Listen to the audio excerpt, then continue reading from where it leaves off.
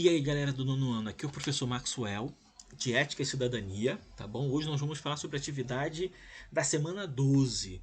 O tema é conflitos éticos, tá? E nós vamos falar de uma perspectiva filosófica dentro da disciplina ética, tá? Que é a ética normativa. O que é ética normativa? Qual a relação da ética normativa em relação à ética? A ética normativa, ela vai trazer determinadas teorias que vão servir de base para identificar o que é uma atitude boa, o que é uma atitude má, o que é uma atitude ética, o que é uma atitude não ética. Ela vai trazer algumas, a ética normativa, ela vai trazer algumas perspectivas, alguns parâmetros que a humanidade utiliza para definir o que é bom, o que é ruim, certo? Beleza, eu trouxe um texto pequeno, básico, que explica a ética normativa, ok? Beleza, então, vamos ler juntos para deixar, melhor, para auxiliar a leitura de vocês, certo? Principalmente na compreensão do texto. Vamos lá.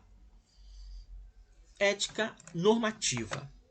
A ética normativa é uma área da filosofia que procura definir o que é uma ação certa e uma ação errada. O que diferencia uma ação boa de uma ação má. O debate sobre essas questões está presente na filosofia pelo menos desde Sócrates e os sofistas, e por isso, ao longo desses mais de 2000 anos, várias teorias alternativas foram elaboradas como uma tentativa de respostas. Deixa eu trazer a minha imagem para cá. Esse campo de estudo da filosofia é chamado de normativo, porque procura definir normas de conduta. Nesse sentido, se diferencia de outras abordagens de disciplinas como a sociologia ou a biologia, que são descritivas, porque se limitam a descrever as ações morais. Certo? Bom, a ética normativa também se diferencia de outras abordagens sobre ética, presentes na filosofia, como a ética prática e a metaética. A primeira, a ética prática, é uma espécie de filosofia aplicada que discute questões polêmicas, como o aborto, a eutanásia, o melhoramento genético, o direito dos animais, etc. Trata de questões polêmicas. A segunda questiona a natureza dos juízos morais, se são objetivos, se são subjetivos, se estão limitados à cultura no qual surgiram ou se podem ser universais. Certo? Beleza, então. Vamos agora ver quais são as teorias normativas, tá? Quais são as perspectivas teóricas dentro da ética normativa, né? Quais são as linhas de pensamento, quais são as linhas de abordagem dentro da ética normativa, tá? Mas antes, vamos exemplificar mais ou menos o que diz a ética normativa, que está muito direto, né, gente? A ética normativa diz o que é uma atitude certa, o que é uma atitude errada, o que é uma atitude boa e define o que é uma atitude má, sabe? Ela discute quais os elementos que vão qualificar se essa atitude é boa, se essa atitude é ruim. Tá? Agora vamos ver quais são os elementos dentro da ética normativa, né, que existem para se julgar as atitudes. Quais são as linhas, quais são as perspectivas dentro da ética normativa que nós podemos utilizar para definir o que é uma atitude boa, o que é uma atitude má, certo? Beleza, então. Desculpem, estou em casa. Vários tipos de barulho. Ética da virtude. Iniciada por Aristóteles, essa abordagem procura ver a ação humana como um todo e questiona o que é um bom caráter ou uma vida virtuosa, certo? O conceito central para avaliar se uma ação é correta ou não é a noção de virtude, certo? Ou seja, o que vai definir se uma atitude é boa ou ruim é se há virtude nela, se é uma atitude virtuosa. Portanto, se é uma atitude virtuosa, a atitude é boa. Se a atitude não é virtuosa, a atitude é ruim, tá? Exemplo. Um prédio está pegando fogo. Tem uma mulher lá dentro, tem uma criança lá dentro gritando por socorro.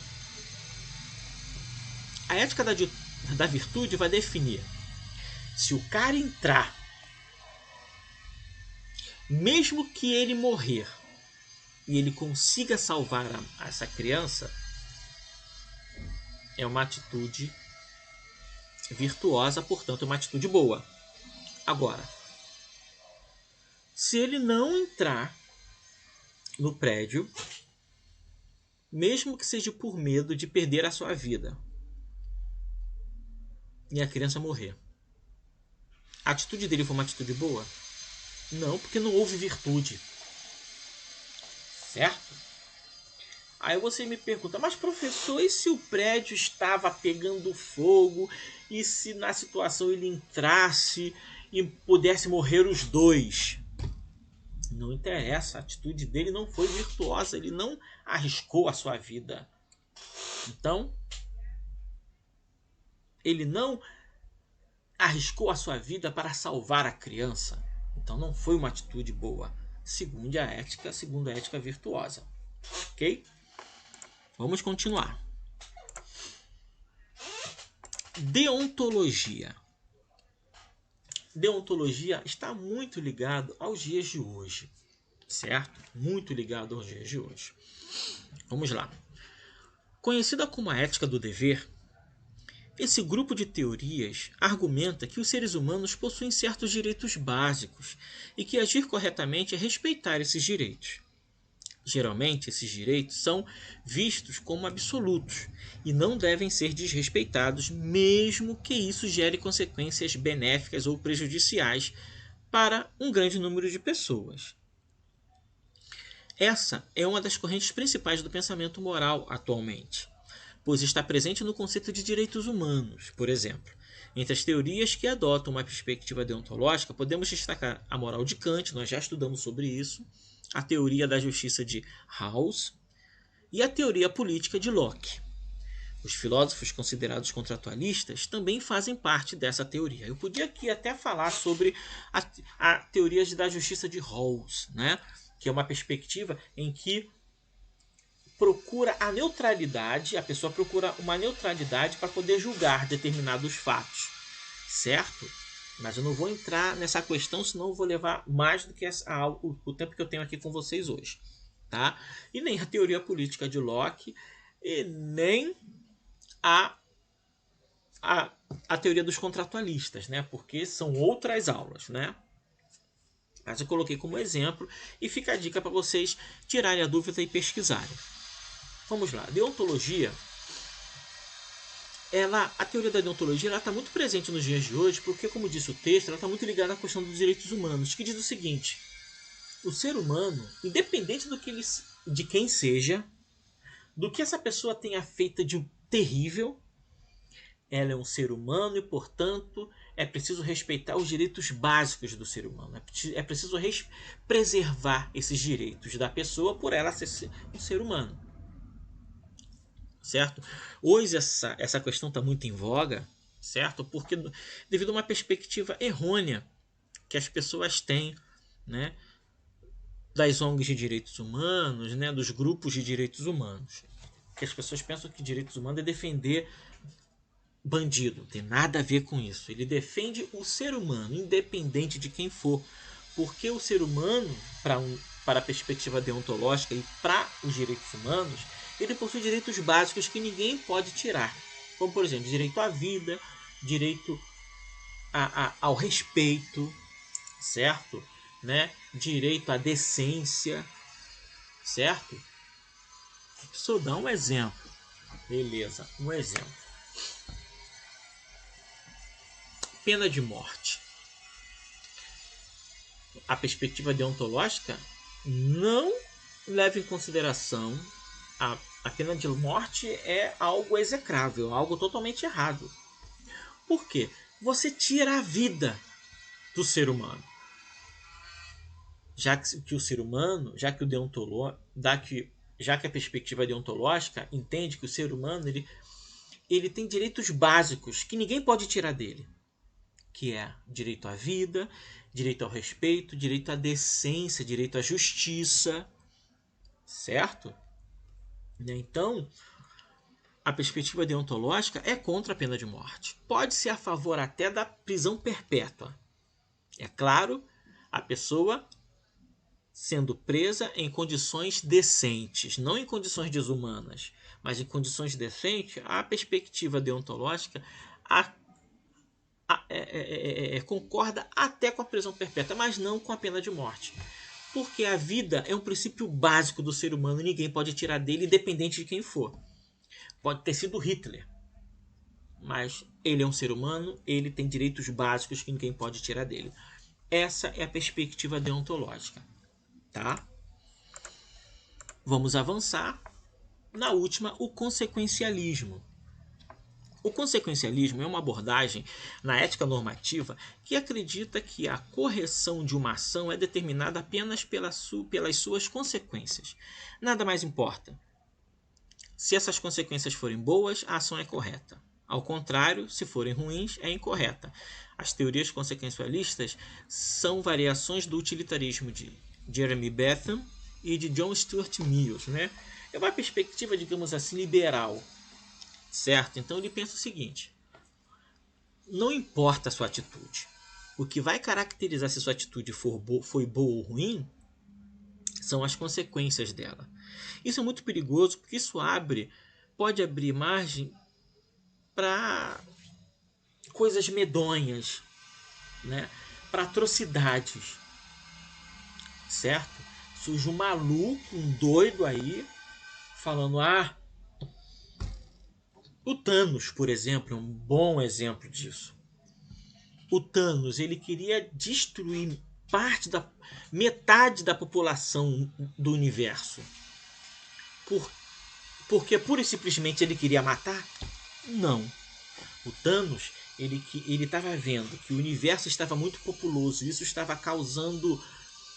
afetando o equilíbrio da natureza, prejudicando a natureza, que futuramente poderia acabar com toda a vida do universo. Então, para ele preservar a vida do universo, ele decide acabar com metade da vida do universo. Ou seja, por um bem maior, ele causa uma atrocidade. O consequencialismo diz isso. O que vai definir uma atitude, se ela é boa ou se é ruim, são as suas consequências. Isso é muito perigoso, certo? Beleza, então. Vamos para as questões, certo? Questão 1. Procure explicar com suas palavras o que a ética normativa procura definir. Ou seja, o que define a ética normativa. A ética normativa é a ética que nós estamos estudando, tá? Então, o que procura definir? Se lembra o meme? Certo? Item questão 2. Procure definir com suas palavras de que forma a ética da virtude define uma atitude ética. Reparem bem. A pergunta parece meio complicada, mas não é não. A ética da virtude é uma das teorias da ética normativa. O que a ética da virtude define? Não vou falar, senão vou dar resposta. Então, o que a ética da virtude define como uma atitude ética? Vocês vão me explicar, ok? Questão 3. Procure explicar com suas palavras como a deontologia define o ser humano. Acabei de explicar, tá? Direitos humanos, né? direitos básicos do ser humano, que ele nunca perde. A questão é por aí. Opa, volta. Ainda não vai acabar não. Falta a última questão, que é a questão número 4. Certo? Questão número 4. De acordo com as imagens abaixo, define a relação da ética normativa com cada uma delas. Ou seja, eu quero que vocês peguem, deixa eu arrastar a minha imagem para o canto. Eu quero que vocês peguem as 3 perspectivas, ética da virtude, deontologia e o consequencialismo. O que essas 3 perspectivas da ética normativa, o que ela fala em relação a cada uma dessas imagens dela. Aqui é o sistema carcerário brasileiro superlotado e aqui é a pena de morte. O que essas 3 perspectivas da ética normativa têm a dizer sobre essas situações? O que a ética da virtude, a deontologia e o consequencialismo falam sobre o sistema carcerário brasileiro e a pena de morte. Beleza? Um beijo para vocês e a gente se vê na próxima. Um abraço.